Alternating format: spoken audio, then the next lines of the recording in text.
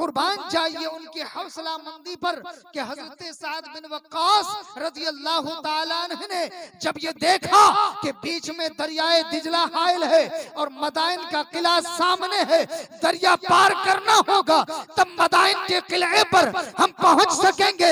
उस दरिया में न कोई जहाज था, न कोई नाव थी, न कोई पार होने का।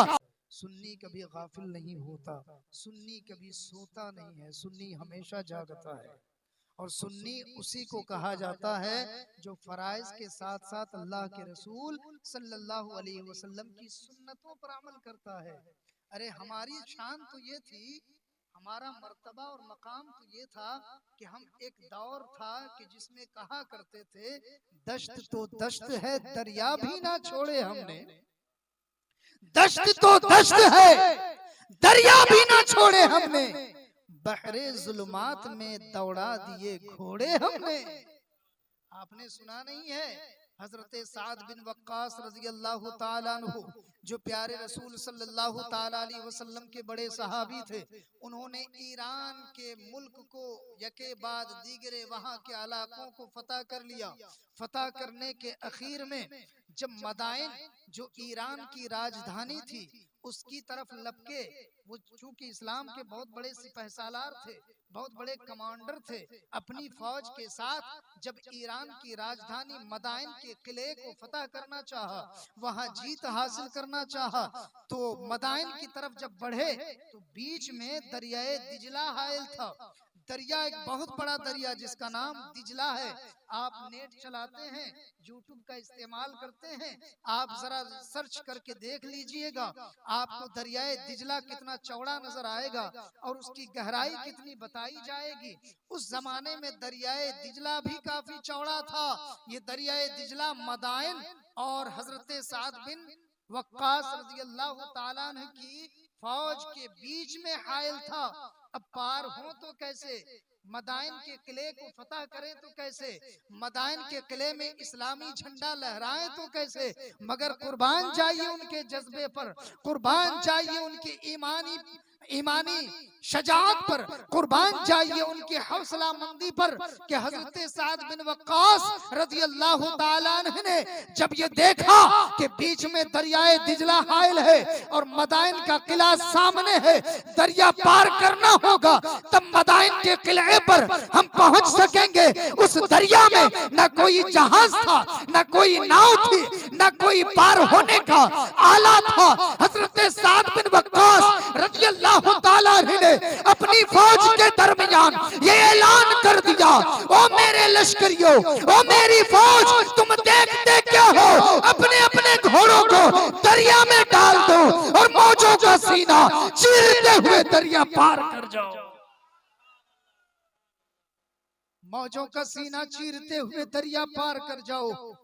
फौज भी बड़ी बहादुर थी, हमारी और आपकी तरह नहीं थी कि जरा सी रात हुई नींद आने लगी, जरा सा इस्लाम का दर्श दिया, इस्लाम की तरफ आने को कहा गया तो भागने लगे। हमारे और आपकी तरह वो बुज़दिल न थे, वो हिम्मत वाले थे, शेर दिल थे। जब आपकी फौज ने ये हुक्म सुना कि दरिया में घोड़े डालकर दरिया को पार करना है, फौजों ने अपने अपने घोड़े दरियाए दिजला में डाल दिए और मौजों का सीना चीरते हुए दरियाए दिजला पार करने लगे। इधर मदाइन के किले पर कुछ मुहाफिज थे, कुछ निगहबान थे जो दूर से ताक में लगे हुए थे कि कोई हमला तो नहीं कर रहा है, कोई आक्रमण तो नहीं कर रहा है, कोई अटैक तो नहीं कर रहा है। क्या देखते हैं कि दरियाए दिजला में हजारों हजार घोड़े तैर रहे हैं और उन घोड़ों पर लश्कर सवार है, लश्कर जर्रार सवार है। अल्लाह अकबर। उन्हें ये ख्याल आया कि कहीं ये भूत तो नहीं है। उन्होंने फारसी में किले वालों से, फोर्ट वालों से ये कहना शुरू किया, देवा आमदंद, देवा आमदंद। अरे भाग चलो, भाग चलो, ये तो इंसान मालूम नहीं होते हैं, ये तो भूत आ गए, भूत आ गए, भूत आ गए, भूत वक्त आ गए, पूरा किला एक आन में खाली हो गया। मुसलमान जब दरियाए दिजला पार कर चुके और मदाइन के किले पर पहुंचे तो देखा पूरे किले में सन्नाटा छाया हुआ है। मदाइन का किला काफिरों से खाली हो चुका है। मुसलमानों को जंग की जरूरत नहीं पड़ी, लड़ने की जरूरत नहीं पड़ी, बल्कि सीधे जाकर मदाइन के किले पर इस्लाम का परचम लहरा दिया। मदाइन का किला ये वो किला है कि ईरान की सरजमीन में जो मुसलमानों ने सबसे पहले जुमे की नमाज पढ़ी है वो कोई और सरजमीन नहीं है, वो ईरान की राजधानी मदाइन का किला। तो मैं अर्ज कर रहा था, वो तस्वीर जो नजर आई उससे आवाज आई, ए अब्दुल कादिर मैं तुम्हारी इबादतों से खुश हो गया हूँ और जो चीजें फर्ज थी मैंने तुम्हारे लिए माफ कर दिया और जो चीजें हराम थी मैंने तुम्हारे लिए हलाल कर दिया। सैयदना गौसे आजम ने समझ लिया कि ये अल्लाह नहीं है, ये रब नहीं है, ये खुदा नहीं है, ये जरूर एक शैतान है। क्यों समझ लिया? इसलिए कि नबी आखिर ज़मा सल्लल्लाहु ताला अलैहि वसल्लम की जो शरीयत है ना, ये सबसे आखिरी शरीयत है और रसूलुल्लाह ने जिन चीजों को फर्ज करार दिया है वो चीजें कयामत तक के लिए फर्ज रहेंगी और जिन चीजों को आका ने हराम कर दिया है कयामत तक के लिए हर उम्मती के लिए वो चीज हराम रहेगी, किसी अब्दुल कादिर के लिए वो हलाल नहीं होंगी। इसलिए गौसे आजम ने कहा, शैतान मरदूद तू मेरी इबादतों को बर्बाद करने आया है, भाग यहाँ से चला जा। अब शैतान गायब हो जाता है, आहिस्ता आहिस्ता अंधेरा छा जाता है, तारीकी फैल जाती है। अब दोबारा आवाज आती है, ए अब्दुल कादिर तुम्हें तुम्हारे इल्म ने बचा लिया, तुम्हारे इल्म ने बचा लिया, तुम्हारे इल्म ने बचा लिया। अल्लाह अकबर। गौसे आजम जिलानी अपने फरासत विलायत से समझ जाते हैं कि ये शैतान एक बार मुझे गुमराह करने की कोशिश में लगा था, अब दोबारा मुझे गुमराह करना चाहता है, मेरी बंदगियों को बर्बाद करना चाहता है। गौसे आजम पुकार कर कहते हैं, नादान तूने एक मर्तबा मेरी इबादतों को बर्बाद करना चाहा, मैंने अपने आप को बचा लिया।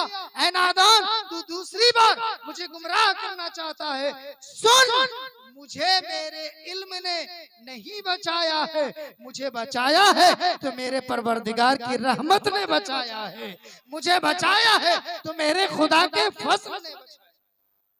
ये अल्लाह पर ईमान है। अल्लज़ीना आमनू, जो लोग ईमान कामिल रखते हैं वही अल्लाह के वली होते हैं। और गौसे आजम का तकवा भी थोड़ा सा देख लीजिए।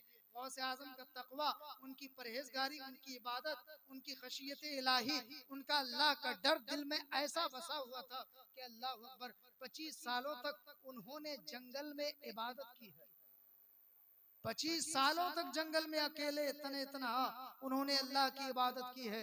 और इस दौरान न दुनिया वालों में से किसी ने उनको पहचाना, न गौसे आजम ने दुनिया वालों में से किसी को पहचाना। 40 साल तक इशा के वुजू से फजर की नमाज अदा की है। मामूली बात नहीं है। नबी अगर सो जाते हैं ना तो उनका वुजू नहीं टूटता है, लेकिन जो गैर नबी होते हैं ना, जो वली होते हैं, ये अगर सो जाते हैं तो इनका वुजू टूट जाता है। गौसे आजम जिलानी रदी अल्लाह ताला अन्हु 40 साल तक इशा के वुजू से फजर की नमाज अदा करते रहे। ये इस बात की दलील है कि 40 साल तक मुसलसल गौसे आजम जिलानी रदी अल्लाह ताला अन्हु ने इशा के बाद पूरी रात जाग जाग कर अल्लाह की इबादतों में कटा दी। कैसे गौसे आजम थे?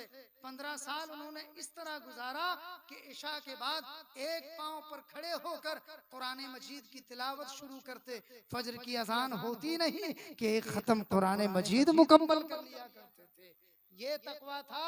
अगर कोई तकवा वाला पीर मिले तो आप उनसे बैत हों, और अगर कोई बड़े बड़े बाल वाला पीर मिले, 6 अंगूठी वाला पीर मिले तो हरगिज पहले उनकी जांच कर ले, तहकीक कर लें, उसके बाद उनका दामन पकड़ें और ऐसे पीरों को अपने गांवों में, अपनी बस्तियों में आने ना दें जो सुन्नियत नहीं गुमराहियत फैलाया करते हैं। अल्लाह तबारक व तआला हम सबको सही समझ की तौफीक अता फरमाए। अस्तगफिरुल्लाह रब्बी मिन कुल्लि ज़ंबिन व अतूबु इलैह व मा अलैना इल्लल बलाग। अस्सलामु अलैकुम व रहमतुल्लाहि व बरकातुहू।